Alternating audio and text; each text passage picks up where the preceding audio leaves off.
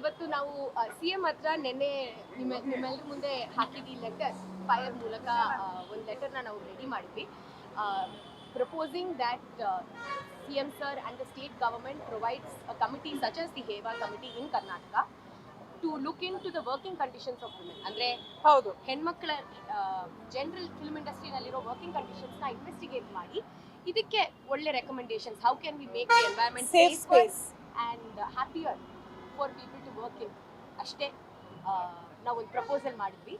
So ಇದನ್ನ ತುಂಬಾ ಖುಷಿಯಾಗಿ ಅವರು ಇಸ್ಕೊಂಡ್ರು, ತಗೊಂಡಿದ್ದಾರೆ. ಅಂಡ್ ಮತ್ತೆ ಇನ್ನೊಂದ್ಸಲ ಮಾತಾಡ್ತೀವಿ ಅಂತ, ಮತ್ತೆ ಇನ್ನೊಂದ್ಸಲ ಕರಿತೀವಿ ಅಂಡ್ ಇನ್ನೊಂದು ಸಲ ಮೀಟಿಂಗ್ ಮಾಡ್ತೀವಿ ಇಡೀ ತಂಡದ ಜೊತೆ ಅಂತ ಹೇಳಿದ್ದಾರೆ. So we are actually very happy about this. ಅಮ್ಮ ನೀವು ಹೇಳಿ.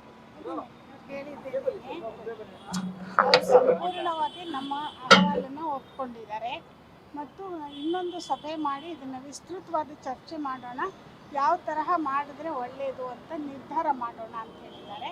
ಅದಕ್ಕಾಗಿ ನಮ್ಮನ್ನೆಲ್ಲ ಇನ್ನೊಂದು ಸಭೆ ಕರೀತಾರೆ. ಆ ಸಭೆಯಲ್ಲಿ ನಾವು ಇನ್ನಷ್ಟು ವಿವರಗಳನ್ನು ಮಾತಾಡ್ತೀವಿ.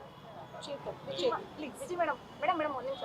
ಹೇಮಾತರದ ಕಮಿಟಿ ನಮ್ಮಲ್ಲೂ ಬೇಕು ಅನ್ನುವಂಥದ್ದು ಎಷ್ಟು ಅನಿವಾರ್ಯತೆ ಇದೆ. ನೀವು ದಶಕಗಳಿಂದ ಕನ್ನಡ ಚಿತ್ರರಂಗವನ್ನ ಮತ್ತೆ ಮೀಡಿಯಾದಲ್ಲಿ ನಿಮ್ಮದೊಂದು ದೊಡ್ಡ ಸಾಧನೆ. ಸೊ ಹೇಮಾತರದ ಕಮಿಟಿ ಎಷ್ಟು ಅನಿವಾರ್ಯ ಇದೆ ಸ್ಯಾಂಡಲ್ವುಡ್ಗೆ ಅಂತ ತಮ್ಗೆ? ಖಂಡಿತ ಈ ಅನಿವಾರ್ಯ ಬಹಳ ಕಾಲದಿಂದ ಇತ್ತು. ಇವಾಗ ನಮಗೊಂದು ಉದಾಹರಣೆ ಸಿಕ್ಕಿದೆ. ಕೇರಳದಂಥ ಜಾಗದಲ್ಲಿ ಇಂಥ ಕೆಲಸ ನಡೆದಿದೆ. ಕರ್ನಾಟಕ ಅದಕ್ಕಿಂತ ಕಡಿಮೆ ಏನಲ್ಲ, ನಾವು ಈ ಕೆಲಸ ಮಾಡಬೇಕು ಅನ್ನೋದು ನಮ್ಮ ಉದ್ದೇಶ.